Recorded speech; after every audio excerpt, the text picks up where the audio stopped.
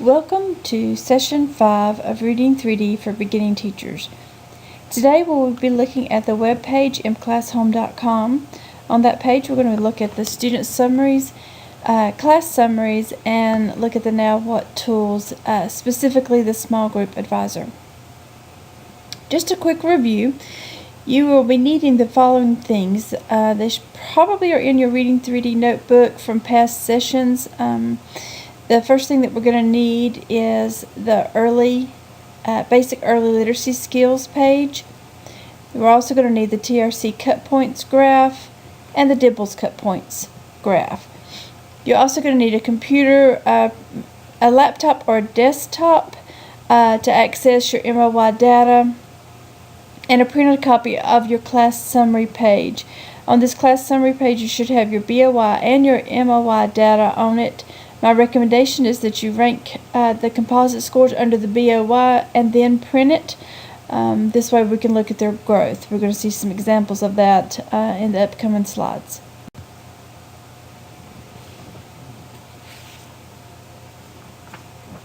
These are the 5 big skills needed for reading.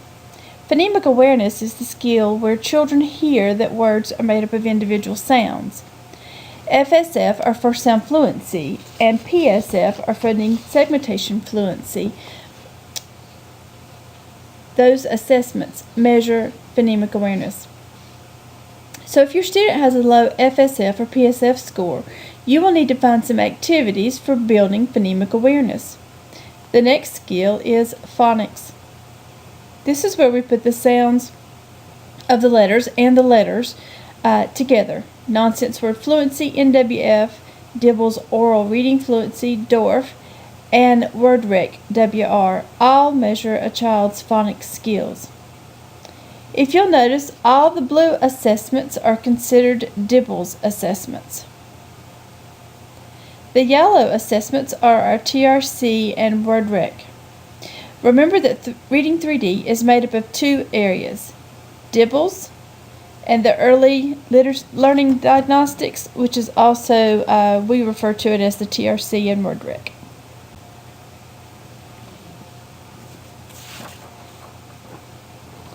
Use this chart to see how your students are doing. It's the TRC cut points graph. Take a look at some examples. If you look at a second grader, let's say we teach second grade. I have a second grader who's reading on a level H. You can look to see where that was expected to be proficient. And if you take a look, it's right up here. It's at the middle of the year of first grade. That lets me know that my child is about 1 year behind.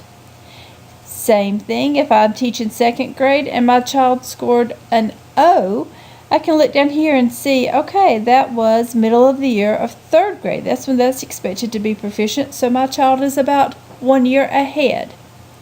Remember that each one of these columns stand for the reds, the yellows, the blues, and the greens score. So you might want to make this mark on your form. This is the red column. Here's the yellow column. The green column, to be proficient, is the one that's highlighted, so that's the one that you go to first. And then, of course, the next one is the blue column. So let's look at this example again for second grade. If my child scores a level L or above, they're going to be green or blue. If it's a level L specifically, they're going to be green. M or above, the child will have a blue TRC score. If they score a J or a K TRC reading level, then that score will be a yellow score. Reading level I or below will receive a red score.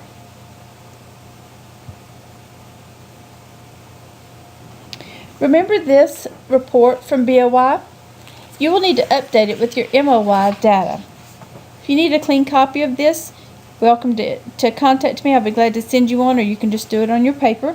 It doesn't have to be in a specific form. This is for your information.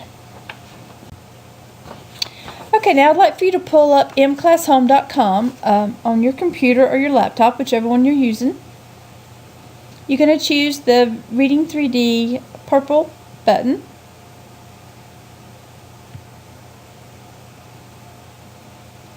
I'm giving you just a moment so you have time to do that. Press pause if you need a few more minutes to get that to come up. You're also going to be needing this form. Again, pause the video if you don't have this form. You're going to need it to do the next few slides. This is the Dibbles cut points for risk and their benchmark goals. The latest one should look like this with the blue numbers on it. Those were incorporated this school year, the 17-18 school year, so we want to make sure we have the updated form. Okay, now everyone should have the form and their MOY data pulled up in front of you. The class summary report that you printed should have your BOY composite scores and your MOY composite scores, all the ones that are finished. If your class is not quite finished yet, you'll want to finish doing this once your class is complete. Most of your classes are complete already, so we'll be ready to do this. Now, remember, the class summary gives us an overall, a big picture of how my class did. It gives us the information from BOY, the information from MOY for our Dibbles. That's all the Dibble skills added together and uses the formula to come up with our composite score. Those are our Dibble scores. Then you have your TRC reading levels, and so you can see where they were at the beginning of the year and where they are now at middle of the year. We need to dig into this just a little bit deeper, because at this point what we're seeing is a big picture. When I look at this first student, it looks like they were read at the beginning of the year and they were read at middle of the year. So on face value, that might look as if the child didn't make any progress at all. If you will hover over with your mouse or your arrow over the dot, you will see that the composite score itself will actually come up. In this case, the composite score for BOY was 29. The composite score for MOY is 42. That's an increase of 13 points. This is a great thing to celebrate with those struggling readers. We want to celebrate even small successes with them so that they can build their confidence to continue with this information. Let's look at the next one. On this child, the composite score for BOY was 41. The composite score for MOY was 70. This is an increase of 29 points. Again, if you didn't do this point, you would look at this and think that the child had not made any progress at all. But as you can see, progress has been made. Keep in mind that when you're looking at the Dibbles cut point graph, you'll notice that there's a large increase from BOY to MOY on the expected growth, the benchmark growth. When you're looking at that benchmark cut graph, go down at the bottom of the graph, find your grade level, find BOY, and slide your finger all the way up to the very, very top. When you get up to the top, you're going to see that that's where the composite score expectations are. The green number, or the large number, is where the child needs to be green. Right up above that is a blue number. That number, from that number above, the child will be blue. So from the large number up to the blue number, that's where the range that the child will have a green score. The small number below is where they are to be red. So from 0 to that number, the child will have a red score. In between that small number and the larger number, in between that will give you the yellow scores. So it kind of gives you a heads up as to where my child is, what's the expectation, how far behind are they. This is where we start looking at shades of color. We start talking in terms of how red are they, how yellow are they. In other words, if the composite score is 0, that would be a pretty dark red score.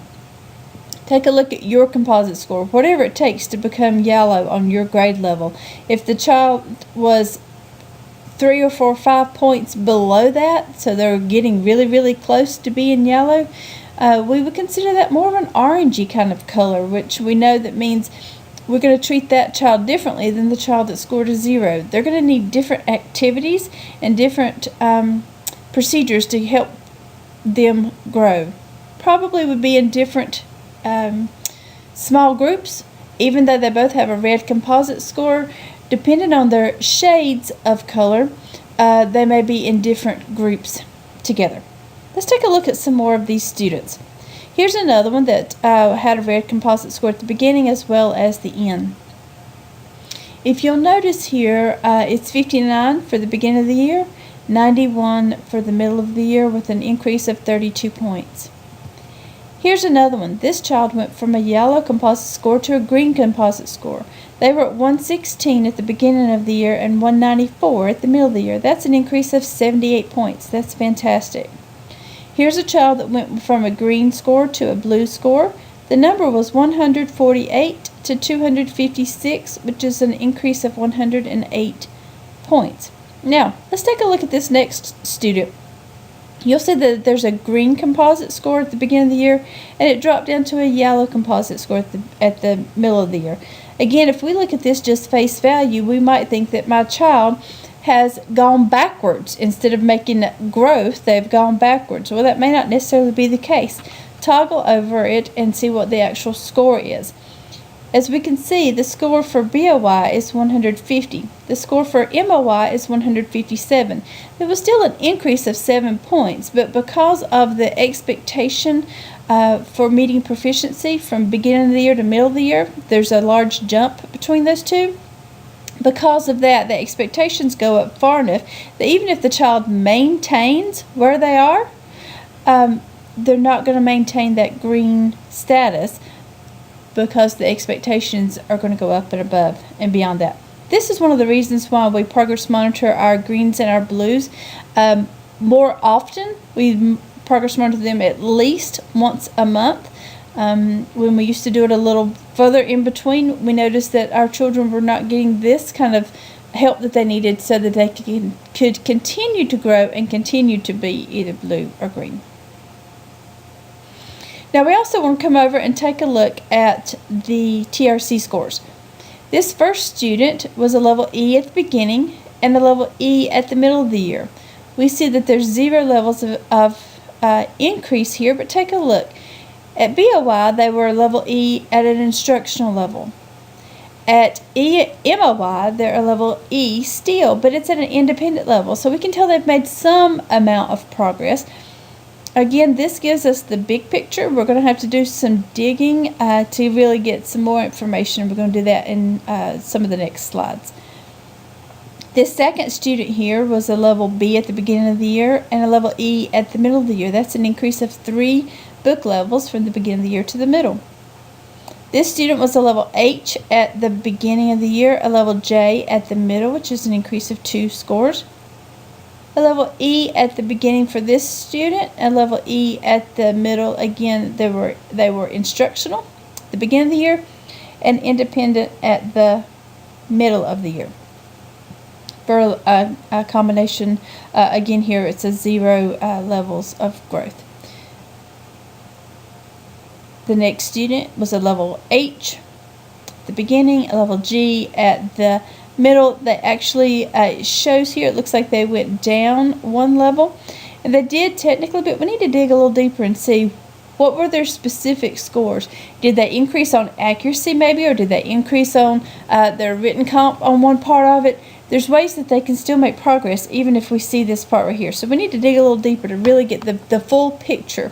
Again, this is just the overall big picture of our students. We have to dig deeper in order to get the actual information that will drive our instruction. Please pause the video and complete this information, complete this process on your data that you printed out earlier.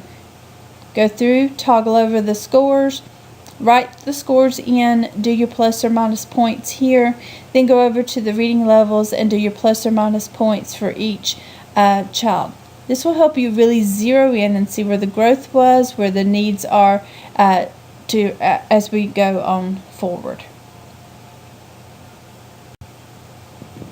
Okay, now we're back together. Let's talk a little bit about how we dig in and get some much more specific information for our students.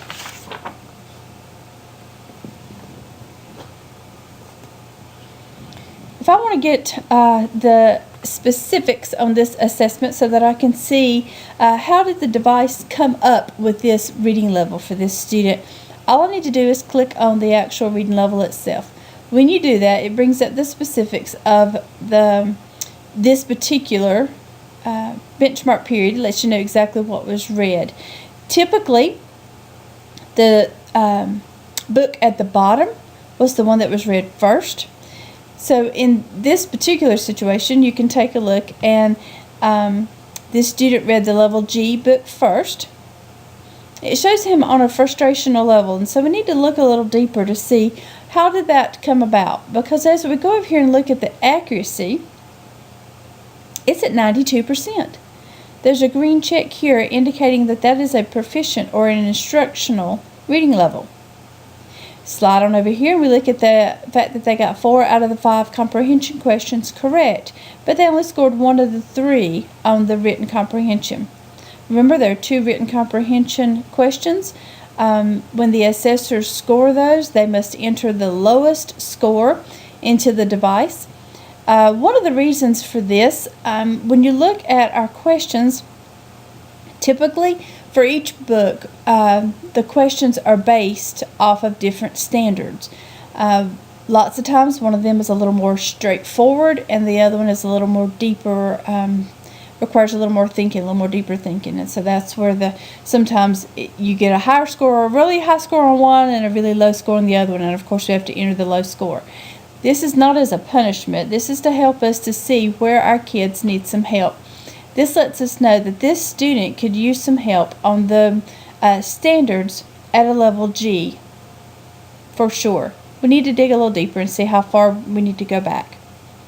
Once this score comes up at not proficient on the written comprehension part, the device says, okay, let's go back to a level F.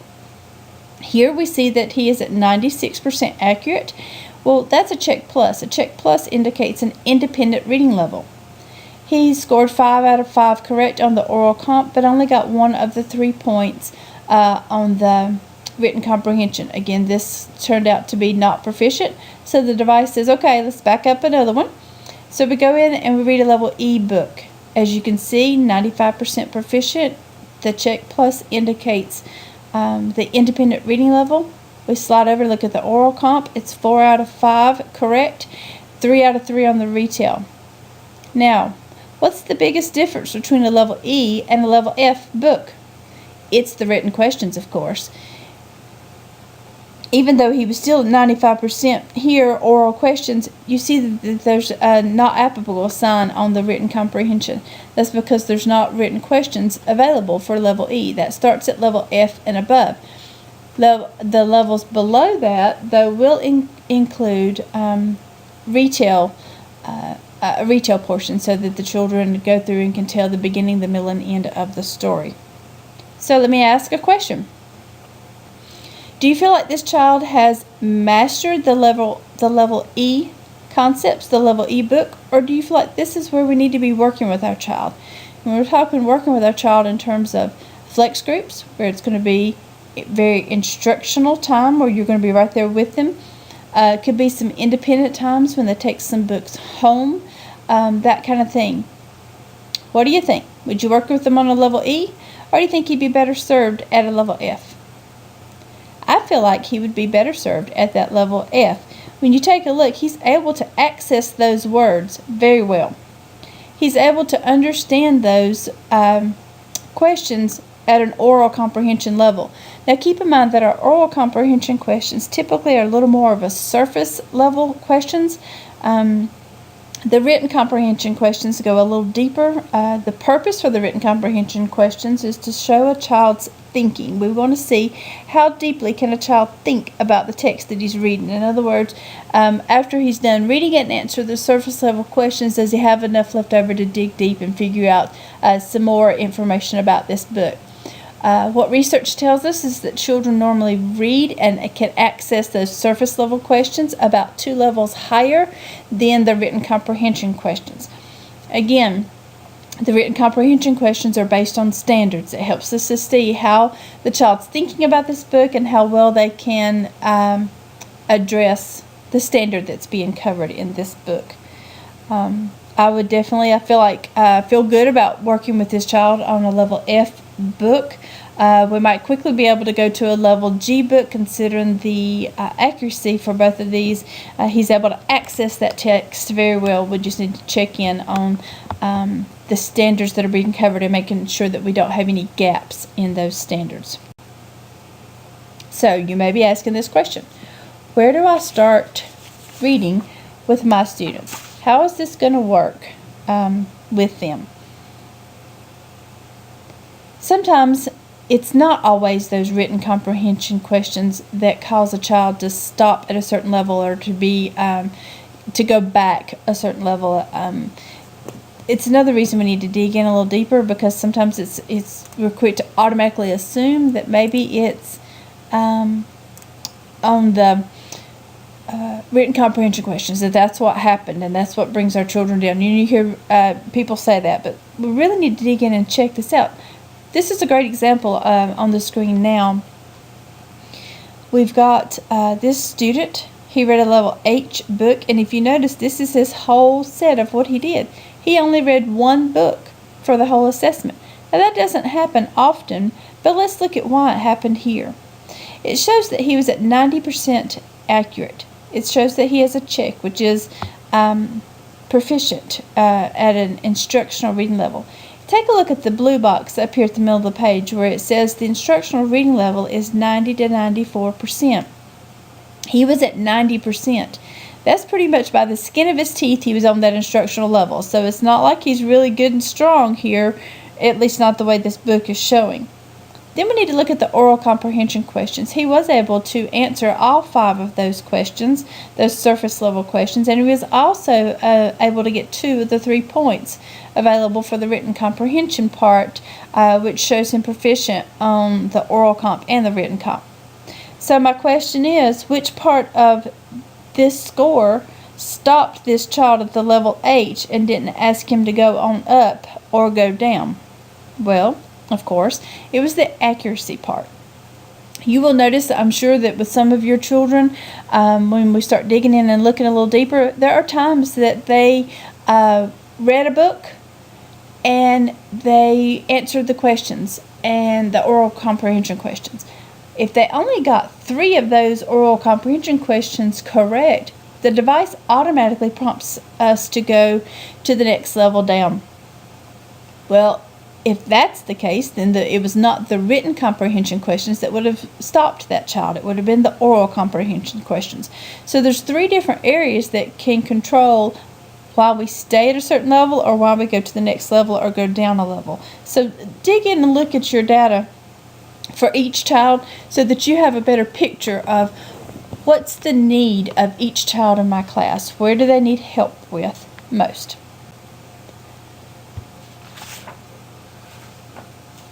Okay, let's take a look at these children in the example here and see what's your opinion. Where would you start reading with these children? The first book typically is the level I book. Remember, it's the one at the bottom. Depending on their scores on this book, the device will decide what to do next. First, we'll look at the accuracy score. So the first question to ask, what's the accuracy score on this level I book? As you can see, it's at a 96%. The check plus indicates an independent reading level. Our next question, we look at our oral comprehension questions. Well, we see that it's 5 out of 5 for this book, meaning that it's a proficient score. They answered all 5 questions correctly. Then we check over here and we look at the written comprehension questions, and we see that they only got 1 of the 3 points, which is not proficient. They have to get 2 or more points in order to be considered proficient there. So at that point, the device says, okay, let's drop down 1 level and see how the child does at that level. So let me pull this up again so you can see what it looks like here. Here's your level I book that we just looked at. Drop them down to a level H book. So when we slide over here, remember our first question we look at is What was the accuracy? 93%. What was the oral comprehension? 5 out of 5, which means they answered all 5 questions correctly. Now, if I want to stop right there for just a second and ask myself, can my child accurately access this text? In other words, can he read it? And can he answer on a surface level questions about this text? Well, as you can see, the level I and the level H book, both of them, he's able to access the words and he's able to answer the questions at a surface level. It dropped down to the level H to get where he's proficient at a written comprehension level. So, here's my question again. What level should we start reading with him on? What do you think? Level H is what the device said his reading level was. In an instructional flex group, small group setting, do you feel like you need to be working with him on a level H? My thoughts are that probably a level I would be better, possibly even moving on to a level J. Now, sometimes we have those situations in our classroom where we have 3 or 4 kids at one level, let's say a level J, and have one child at a level I. Well, we can't always do groups like that. Sometimes we have to combine them, so you could put the I's and the J's together if you needed to in order to make sure that you were serving your children. Now, by doing that, we need to make sure that we look at this next page. We need to take a look at this form. This is the benchmark question breakdown form. This form can be accessed from our Symbolo. If you look under the Reading 3D tab, you'll see the benchmark question breakdown graph. Print that at any time to pull this up. If you have problems finding it, please just contact me. I'll be glad to send you a direct link. Now, what we did here, we looked at all the different types of questions. Now, not every single question here is covered, but we tried to group them in sections. So, like, for example, the first question listed there says, what is the problem and how is it solved? Well, you will see that question addressed in the level F books, the level H books, the level I books, the level J books, the level K books, so forth and so on. They overlap each other, and you'll notice that it's the RL 1.3. When you get up to level 2, it starts the RL 2.3, which, as you know, the standards layer on top of each other. So the 1.3, as it reads, it talks about the problem and how it's solved, and the 2.3 takes it to the next level, just to build on that standard. Now, from the piece that we were looking at on the slide before this one, we were talking about if the device said the child's reading level was level H, but we decided that level H had been mastered, so we were going to work on a level I, possibly a level J. If that's the case, we need to look and see what questions are asked at a level I level. If there are any question stems and standards addressed at a level I that do not happen at a level J, then we need to make sure that we pick those up. Now, as you go through here, you may start seeing some trends in your classroom. If that's the case and you realize that all of your children maybe were having trouble with how does the character feel question, that may be a question that you want to add and slip in there during TDR, during your read aloud time, flex groups, all those pieces and times where you are discussing that question orally.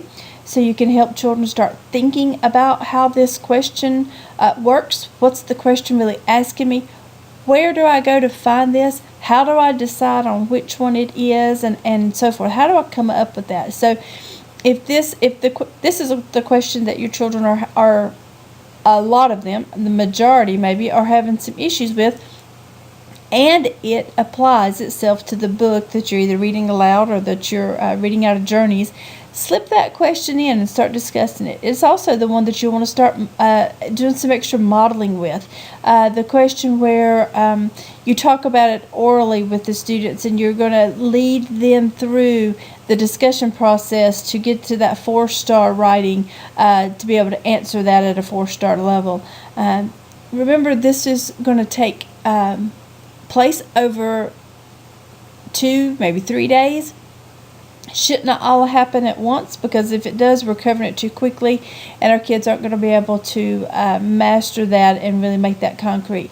Remember, they need to be able to think about it, so you're going to have to ask it orally and discuss it orally before a child can be expected to write about it.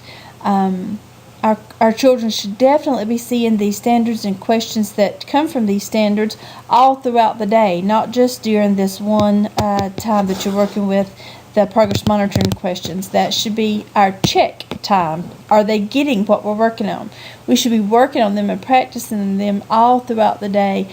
And then, of course, the check comes during your progress monitoring time. Are they able to access this? Are they able to show some mastery at this level of standard? If so, we're ready to go on to the next one. So, having said that, it is okay if you are working on a book and there's a specific question listed, but your group of kids that you're working with have mastered that question. Let's say the question on this book is about beginning, middle, and end, and your kids are really good with beginning, middle, and end, but they really struggle with that, what lesson can be learned. We can tweak that question and make it become the question that would come from the stem of what lesson can be learned from this story. Just make it apply to that story and help them lead their way through it. The SSR books that you're going to be getting soon, those books can be done with a small group during SSR time. If you've got some kids that need the same piece, you can bring them back and read the book with them and go over one question, and then you'll have that book to share around with them and let them answer some questions on their own, because the new set of our SSR books have most of the time several questions with each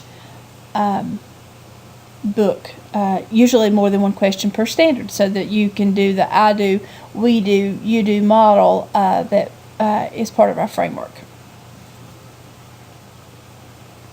Okay, let's look at another example. This student read most likely the level M book first. Remember, you start down at the bottom of the list. That's the one they read first, and we work our way up. So the child read a level M book. First question we ask is, what's the accuracy level? We see that it's 97%. That's a check plus. Remember, check plus means an independent reading level. We look at the oral questions next. 5 out of 5 were correct. Can he access a level M book as far as accessing, being able to say the words and read them at a proficient rate, the fluency, as well as answer the service level questions at a level M? Of course he can. Something happened with our written comprehension questions, and he was not able to show proficiency with that level. So the device drops him back and says, okay, let's try a level L and see how he does with this one. Again, we look at our accuracy question, which says 97% accurate. That's an independent reading level. 4 out of 5 questions were answered correctly on the oral, which is still considered proficient. Again, he can access the words at a level L. He can answer some surface level questions at a level L. But when we look at the written comprehension questions, which that's our check to see how are they showing mastery on their standards, how deep are they able to think about these books and apply what they're learning about the standards to what they read. This child was not able to show proficiency on the written level at this level, so we dropped down and looked at the level K. The level K book, again, was 96%. That's the check plus, which is an independent reading level. 4 out of 5 correct on the oral questions and 2 out of 3 points on the written questions. Now, take a look at the history up above here. It lets you see from grade 1, grade 2, grade 3. Do you feel like this child has shown mastery through this assessment and in past assessments on a level K book? If so, where would you work with this child? Feel free to pause the video and take a moment to really dig into this data and make a decision. Once you come to a decision of what level you want, hit play again and we'll talk about it. Okay, we're back. Let's see, what did you decide? My thoughts are I would probably start her out at a level L with plans to move on to a level M as quickly as possible, but considering the fact of how well and how accurately she was able to read these books. Now, with that in mind, we need to go back and look at that benchmark question breakdown and make sure that we're covering the pieces that we need to cover. what questions are covered at a level L, what standards and questions are covered at a level M. You notice the level L standards talks about what lesson can be learned. Well, that's not discussed in lesson M as much. So we need to make sure that we cover that question stem well, regardless of whether we're reading the level L or the level M book with this student. Same with how does the character feel? Two different questions are referenced and built off of this in our benchmarks on the level L books. It's important. The standard there, that 2.3 standard, needs to be addressed to make sure that we're really there. Again, if you have specific questions about this page or where your child is, what kind of questions we can do, that kind of thing, please feel free to contact me. I'll be glad to dig into your classroom data and we can figure it out. This process works regardless of your grade level. Let's look at some data from a kindergarten student. All right, again, the book at the bottom is typically the one they read first, so this child read a level B book first. Now, if you notice, it says frustrational, and it doesn't give any scores across the board. That's because what happens here is when the child is reading, if they miss a certain percentage of the words, the device automatically prompts the assessor to discontinue this assessment and go and look at the book below it. We don't want our children to be frustrated at any point in time, but especially not during assessment time. We want them to be able to show us what they know, not what they're frustrated at. So we don't want to continue to read a book that is frustrational for the student. Keep in mind too that if you want some more specific information, all you need to do is click on the title at the zoo, click on the word frustrational, any of that part along that line right there, you can click on it and it'll take you to the probe and let you see exactly what mistakes were made with the student. The device decides that we need to try the RB, the reading behaviors level. And so if we click on that to pull up and see exactly how they were able to do, because it shows them at an independent reading level, let's click and see. When we click on it, it pulls up and shows us that he got 5 out of the 6 points correct. Now, the piece that he didn't show correctly on this particular book was the last one, and it asked about the ending sound of a word. Well, any of the books that you read, if you know that if you see a trend happening and this is where your students are having some issues with the beginning sound of a word or the ending sound of a word, you can apply that to any book that you read. Whether it's reading it as a whole group, you've got it up on the board, you know which students need to kind of be working on that. You know the ones that already know it. You know the ones that need to have it. And so maybe when you ask that question of the whole group, you ask those students to tell you and to make sure that they're having a chance to practice that skill. So looking at this, what do you think? Do you think he needs to work on reading behaviors, or do you think he's mastered the reading behaviors concept? I think 5 out of 6 shows mastery. It shows at an independent reading level. So on our class summary and on our student summary, you're going to see that the reading level for this student says RB. But do we need to work on reading behaviors with this student? Of course not. If he's already mastered the reading behaviors, we need to go on to the next level book. Now you'll notice that there's not an A listed here, because in the benchmark, the level A book, that's the books that are used for the reading behaviors assessment and the print concepts assessment. So it goes straight to a level B. However, in your progress monitoring sets, you do have level A books. In your leveled books for small groups and that kind of thing, you should have some level A books. This is where the first steps model comes in perfectly. You've got that student that's struggling a little bit but could access a level A text with you there in an instructional group setting. The first steps process is built on repeated reading.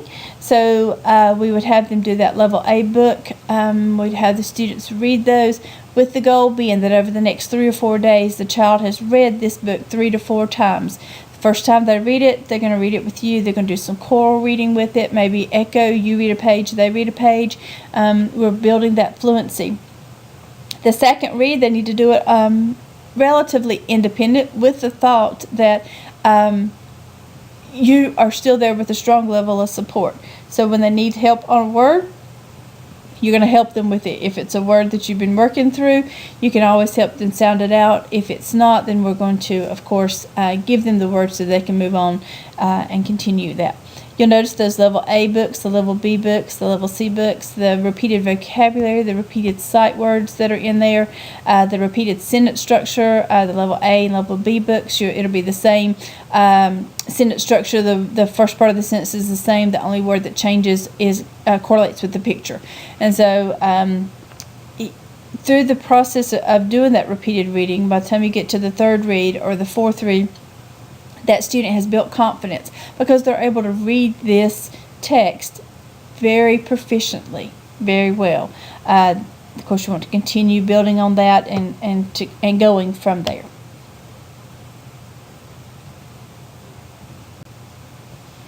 Okay, your turn. I'd like for you to choose 2 or 3 of your students and analyze their TRC data.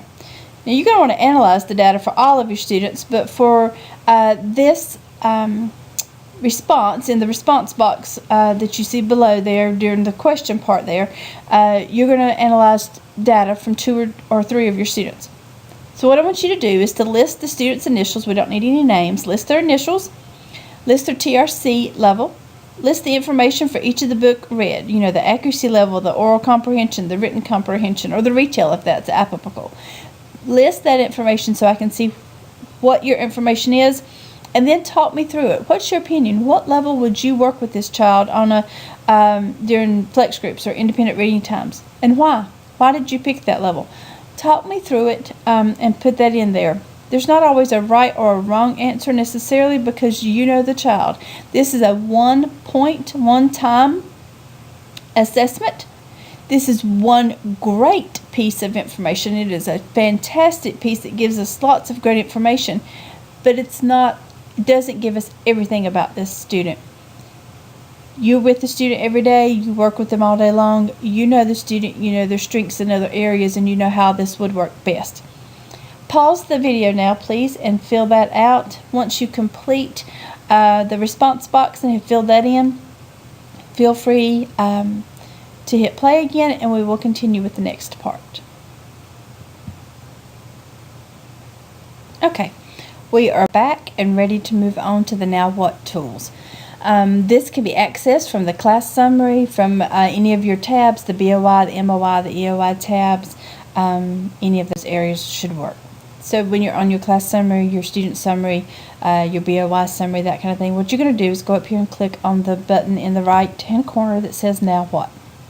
Once you click on it, it opens up a drop-down box, and you're going to choose the Small Group Advisor. If you take a look up at the top, you'll see Measure 1 and Measure 2.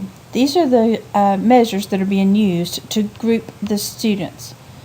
So for example, Measure 1 says PSF. If you notice across the top of the graph, it says Phonemic Awareness, or PSF. All the students that had a red PSF score will be in that first column down. All the children that had a yellow PSF score will be in the middle column down. The green ones will be in that last column. Look over on the left-hand side of the graph. You'll notice that it says Alphabetic Principle, Basic Phonics. It's using the NWF Correct Letter Sounds score. And so that's going to be the scores that go across. So if my student has a red PSF score and a red NWF score, you go down and across till it meets. It's going to meet in that first box that has red all the way around. If you notice the top line, when you're looking at each student, it's the initials of each student. So you'll know who you're looking at. But if you look at the line across the top, that is the first measure. That's Measure 1, that score, the color that the child received there, and then the color on the left-hand side is what they received for Measure 2, the score for Measure 2. Also, when you hover over the box, you'll see the child's full name and the specific scores for each one of those measures so that you can take those and look at those a little more directly.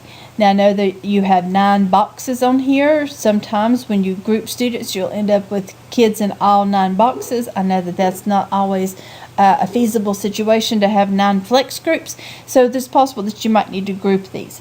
Now whether or not you use these specific groups, one thing I think you're going to really like is this notepad. So in the top corner of each group, you'll see a notepad, and in the ones that are more in the reds and the yellows, you're going to see some very specific skills to help, or activities to help build those skills that are needed. Now, kindergarten, first grade, and into second grade, you're going to be finding lots of activities to help build those dibble skills. By the time you get to third grade, you may not see as many activities for that. If that's the case, and you need some activities for that student that's still struggling with one of the lower skills, go down to your first grade teacher's classroom or your second grade teacher's classroom and ask them to pull up one of theirs and print off some of theirs. These activities are listed for the whole entire group. It's great for one individual student, but it's the same activities that are going to be prescribed for different students based on the same need. So once you click on that notepad, you're going to have a piece come up on the right hand side of your screen. This will list the group name, tells you all the names in that group, and then it lists this whole set of activities. And as you go down through there, you can click on any of those activities to see them, to access them, to use them. My recommendation is that if you find some you like, you print them. You might want to just go down through here and print all of them at one time while you're, or several of them at one time while you've got this open and you're at a printer.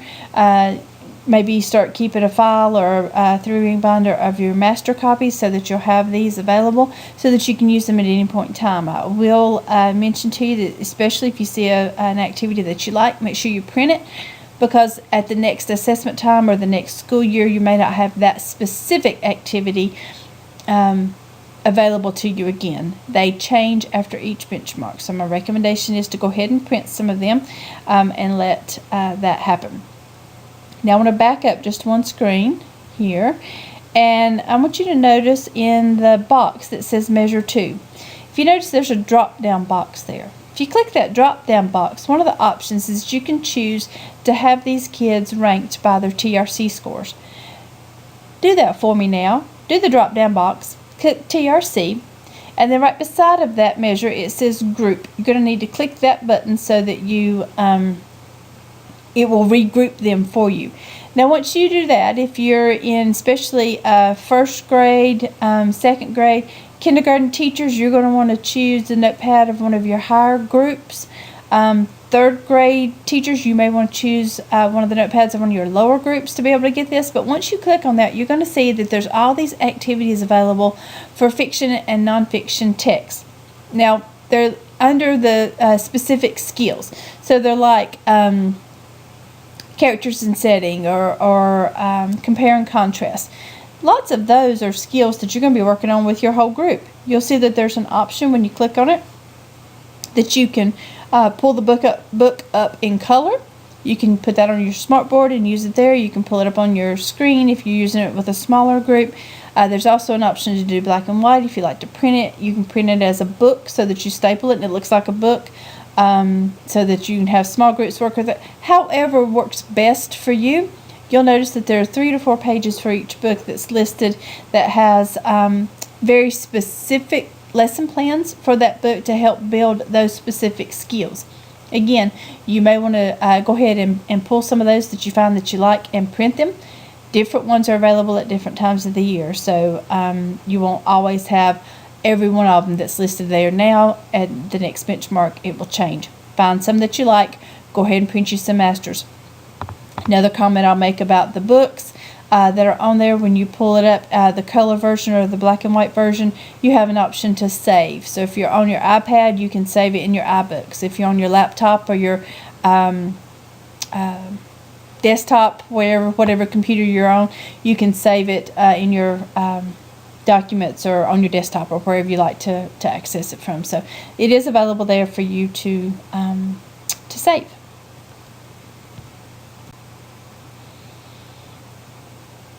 Again, here's just a reminder. Each group will have different activities depending on what their needs. Some of the activities will overlap. Again, the recommendation, print the activities. They do change at each benchmark.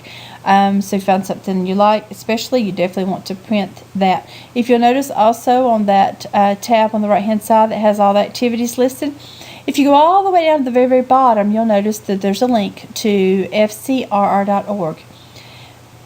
You know, that's my all-time favorite website. Has some fantastic activities to help build those skills. So when my child is having issues with they have a low PSF score or a low FSF score, I know that assessment measures my child's phonemic awareness skills. Having that knowledge is going to come in handy when you go to the FCRR, so that you know that you want to go under the phonemic awareness section to find activities, and any of those activities will help build that skill that your student needs. Your turn. Look at your small group advisor. Pick at least 2 groups to print and look at their activities. Then in the response box down below here, I would like for you to discuss those activities, discuss when you might use them, how you might use them. Will it be in flex group? Will it be in whole group? Why did you pick one over the other?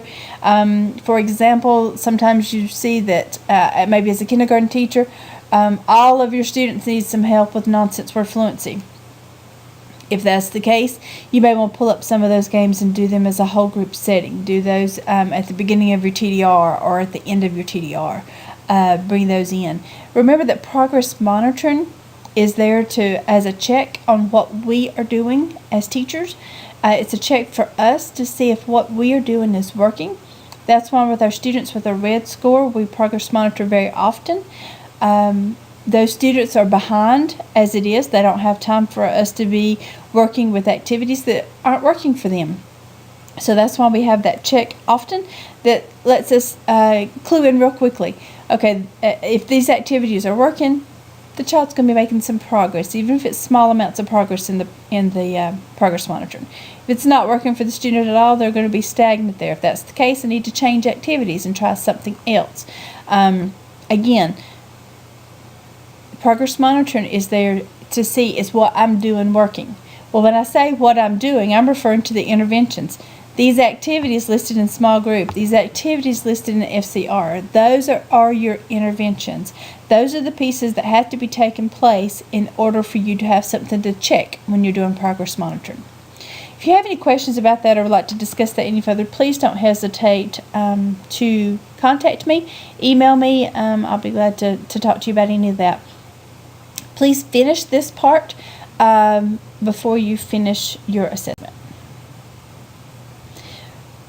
Thank you for your time. Once you complete all the questions from the quiz that's within the video, you will be marked as present for this session. We have session 6 left, and then we will be complete on that. Thank you.